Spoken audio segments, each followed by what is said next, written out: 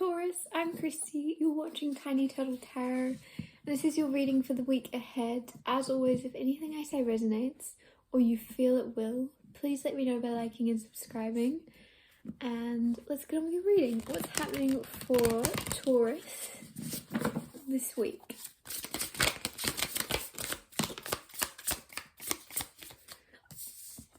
Excuse me, hiccuping, random.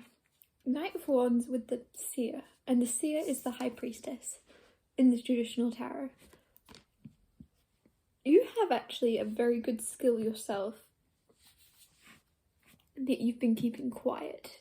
A talent, a hidden talent probably, because I'm saying you're keeping it quiet. It's like a secret talent that you are going to do more of this week. It could be anything. It could be you singing in the shower, but you're gonna start to expand it. Maybe you're gonna sing in the car more as well. I don't know. Whatever it is, you could even be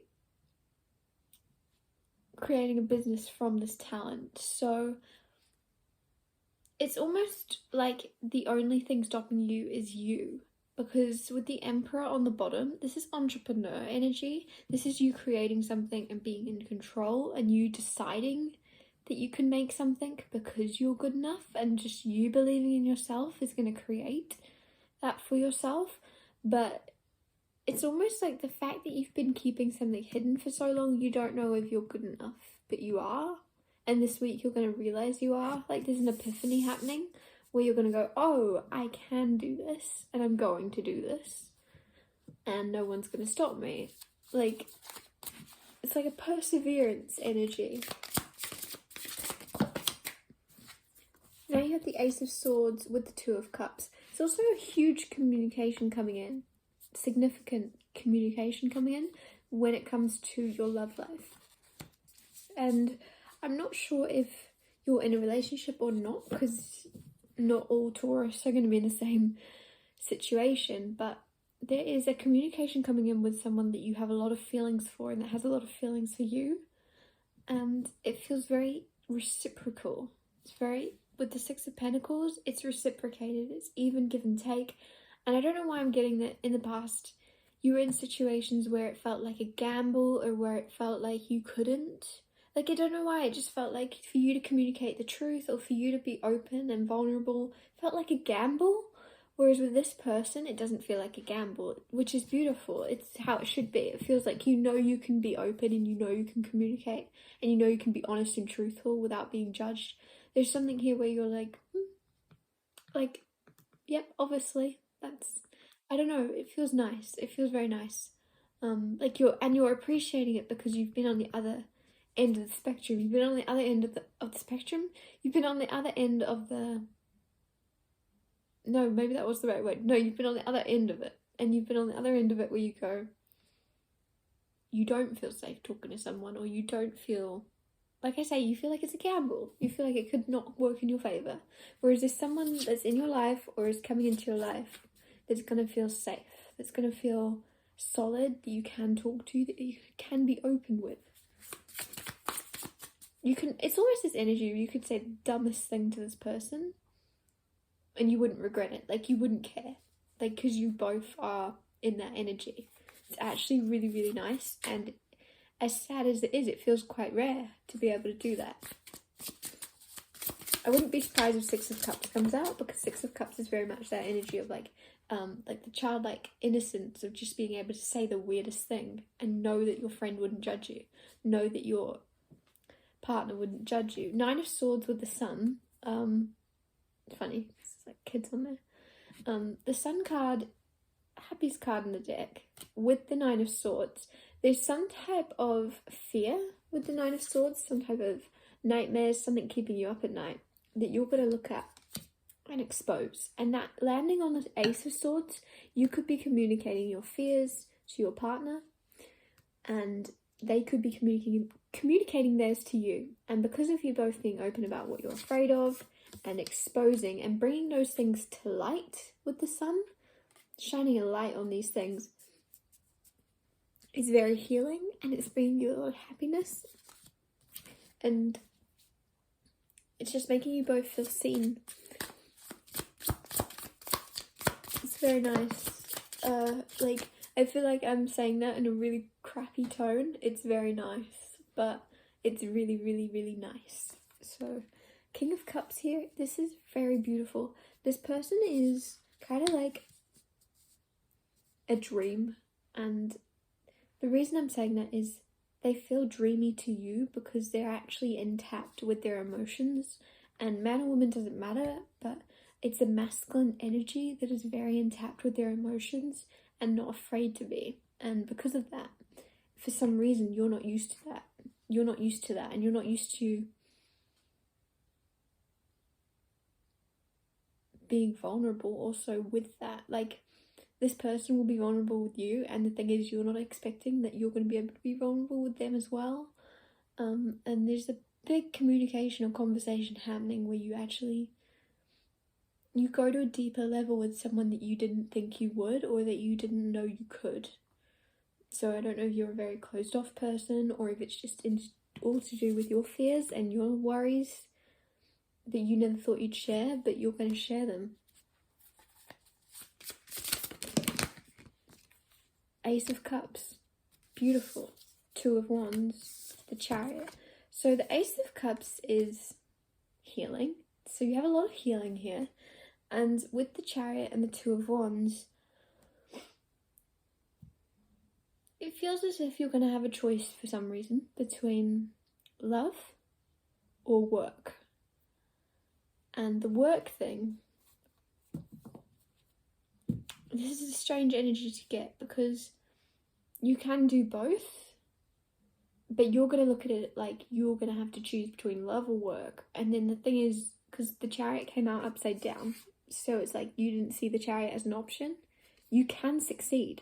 Chariot is successfully multitasking, and the fact that it popped out is significant. It's popped out for you, it's here. It's an option, but you're not looking at it like that. You're looking at it like, oh, that's for someone else. It almost feels like you're like, yeah, I don't have my stuff together enough to be able to succeed in my love and my work. Or it's almost like your work is getting off the ground and then your love is getting off the ground in some way, and you're like, whoa. Like, some of you are getting married, some of you are getting, like, planning a wedding, but then you have like a huge career opportunity and you're like, whoa, I'm overwhelmed with this, I can't do that. There's something where you're choosing with the Two of Wands. Two of Wands is a choice, this way or that way. And you're choosing love or work. And you're not looking at the idea that you can have both. And that you can successfully have both. And that it would work out very, very well. But I am getting something about travelling. Like, you're going to have to travel for work. Which makes sense because the Chariot's here. But I really feel that. Like, I feel like you're going to have to go a distance. And travelling is very broad. Like, because some people's definition of travelling would be like overseas. Some people's travelling or idea of travelling is an hour away, and some people that idea, you know what I mean? Everyone has a different idea of travelling, but it feels, whatever you think is quite far, it feels like something's quite far away from you, and that feels like the work thing, like this work that's quite far away that you'll have to travel to.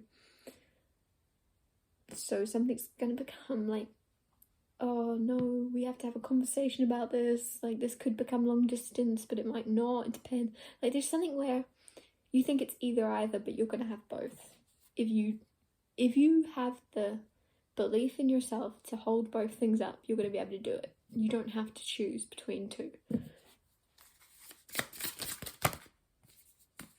But the way you're currently seeing it is that you have to pick. So, Nine of Cups, Five of Wands, conflict. Like, you're in your mind, you are at war with yourself, thinking you can't have everything you want, because now you have the Nine of Cups. Like, you have 9 cups and you're like, oh, I want the 10th cup, I want that final cup, I've got everything that makes me happy and more, but I feel like there's one thing missing, there's one piece missing. Maybe you will choose just to go towards love, and maybe you have enough success already, or you just don't really care about material success, or you don't care about your work anymore. Maybe you're at that age where you're moving away from that and you've had enough success, or you've had enough time to do your thing where love is all that matters. Whatever it is though, you're more focused on love. You're more like pointing, this week at least, your direction is at love. And I think you're forgetting that you can take on a new opportunity, and if this person was, and they are, for you, they'll be okay with that because they'll want what's best for you, and they'll wait, and they'll be patient, and they won't be in a hurry.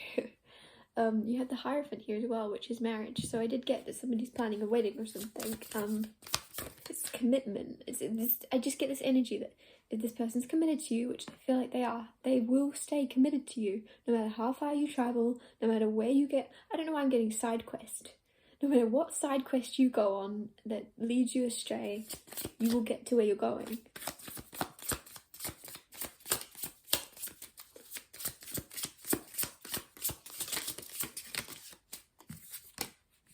Knight of Swords, Nine of Wands.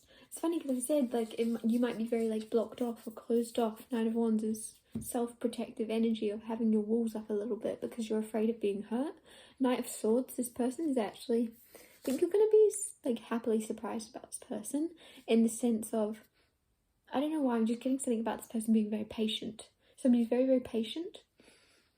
And it feels like a little bit like that therapist energy of like, you know, when you see like therapists in movies, I don't know why I'm doing this, like, and they just go quiet and they're just patient because they know the less they speak, the more you're going to want to talk. That's this person's energy of them just being very patient and quiet because they want you to open up. There's this energy, it's very strong, somebody being patient. And I feel like that's just an analogy for the way they are around you in general, is they're just patient with you until you get to where you are happy with.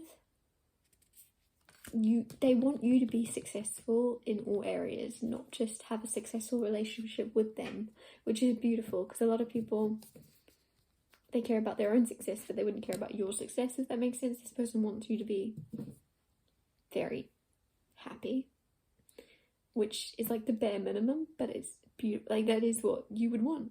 And for me to be saying it in this sense, I feel like you've not had anyone in the past, or the people you've been with in the past weren't on the same wavelength as this person about caring about your happiness. It's like they care about your happiness as much as they care about their own, and that feels very new to you. This has just taken a turn. I'm going to wrap your reading up here though. Thank you so much for watching. If anything I said resonated, please let me know by liking and subscribing. And I'll see you next Tuesday for Tiny Tale Tarot Tuesdays.